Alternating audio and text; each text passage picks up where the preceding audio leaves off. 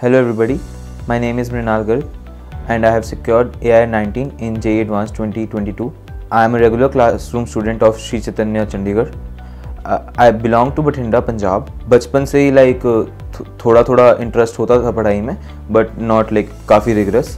Maths पसंद था शुरू से और उसी की तरफ थोड़ा वर्क करता गया मैं. बचपन से ही मृणाल बहुत नॉटी था. उसका इंटरेस्ट गेम्स में, गिटार में, इन चीज़ों में ज़्यादा था.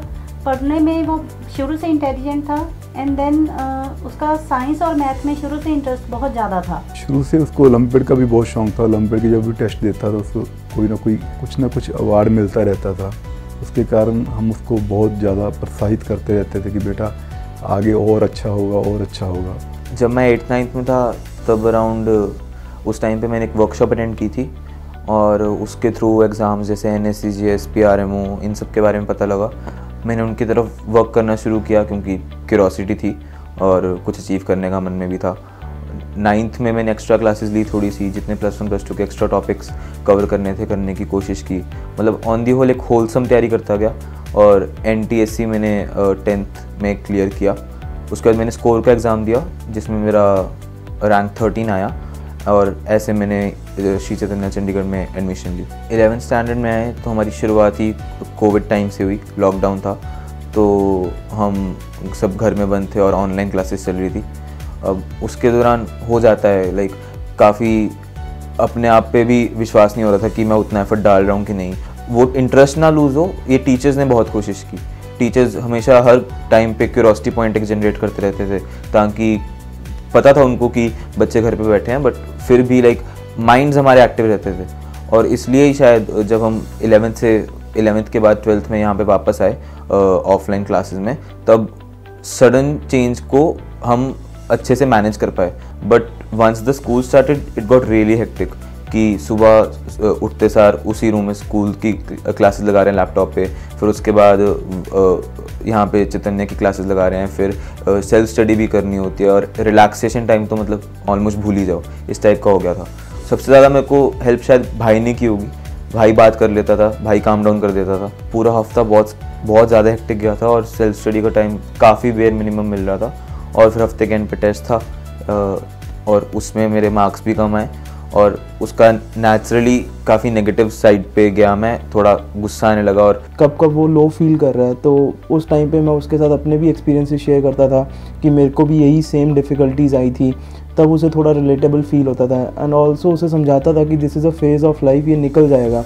And after all these 2 years उसके पास क्या कुछ है, उसे अपने कॉलेज के एक्सपीरियंसेस बताता था, कुछ वीडियोस दिखा देता था. IIT बॉम्बे की बहुत बार पिक्चर्स हमने रात को बैठ के देखी हैं तो वो देख के बहुत खुश हो जाता था कि एट लास्ट इन 2 सालों के बाद मेरे को ये सब मिलेगा. 12th की बिगनिंग में जब ऑफलाइन यहाँ पे चंडीगढ़ में हम आए तो थोड़ा सा मेरा डाउनफॉल आया था. 11th में मैं अगर रैंक वाइज बात करूँ तो मैं कुछ 3-4 रैंक पे आता रहता था, एक नॉर्मल सी परफॉर्मेंस शो कर रहा था. बट जैसे ही यहाँ पे आया ऑफलाइन में तो आई रिमेंबर कि एक डिस्टिंक्टली एक टेस्ट याद है, मैं 17th रैंक पे आया था. उन 3-4 टेस्ट के बाद क्या हुआ कि हमारे सारे बैच को कोविड हो गया और हमको वापस ऑनलाइन जाना पड़ा. ऑनलाइन जाने के बाद फिर मेहनत करके, क्योंकि जो धक्का लगा था 17th रैंक का, मेहनत करके और जितना मैक्सिमम मार्क्स पुल करके मैं वापस ऊपर आया और किसी तरह मैंने 12th एक अच्छे फेज़ में निकाली अपने. बट टीचर्स कॉन्स्टेंटली कहते थे कि अगर क्लास में परफॉर्मेंस अच्छी जा रही है you will and up getting something good. तो सीटिंग के कारण उसके पीछे ना पायोनिडल साइनस एक बीमारी होती है, वो हो गई थी. उसके कारण उसका बहुत बड़ा ऑपरेट करवाना था. तो उसके लिए जैसे हम आज दिखाने गए डॉक्टर को, उसके बाद डॉक्टर ने कहा कि इसका ऑपरेशन करना पड़ेगा. इसने मेरे को यही बोला कि पापा आज फ्राइडे है, सैटरडे संडे मेरी क्लासेज नहीं है, मेरा ऑपरेशन आज ही प्लान करवा दो. मैं कहा बेटा अभी किराया कर लेते हैं, लेकिन इसने कि आज ही ऑपरेशन प्लान करा दो तो हमने मेरी क्लासेज मिस नहीं होंगी. इसलिए हमने ऑपरेशन प्लान किया. बहुत बड़ा ऑपरेशन है, 38 स्टिचेज आए थे उसमें. इसको उल्टे लेट के पढ़ना पड़ता था. और उसके बाद सर्जरी के बाद बेड रेस्ट तो होता ही है बट थोड़ा बहुत हिंडरेंस भी आ जाती है कि किस टाइप के मूवमेंट्स कर सकते हो, कैसे बैठ सकते हो, कैसे. तो वो उसने कॉन्स्टेंटली उसके बाद तंगी की है. बट नेवर माइंड, उसके थ्रू भी मेंटल स्ट्रेंथ ही है जो आगे लेके जाती है उससे. मेरे फ्रेंड्स और मेरे बैचमेट्स लाइक जा रहे थे इंटरनेशनल लेवल पे और मेडल्स लेके आ रहे थे, मेरी परफॉर्मेंस नेशनल लेवल पे भी इतनी अच्छी नहीं थी, तो सेटबैक लगा था मुझे और माइंड काफ़ी ज़्यादा वीक हुआ था। उसको मैंने पढ़ाया भी बहुत है, उसके हाईज़ एंड लोज सब में मैं उसके साथ था। हर बार हाईज़ में तो फिर भी चलो सब वक्त होते ही हैं, जब भी पेपर ख़राब करके आता था तो फ़ोन मेरे को ही आता था। मेरी नॉर्मल रेगुलर जेई टेस्ट पे भी उसकी इफेक्ट दिख रहा था साफ।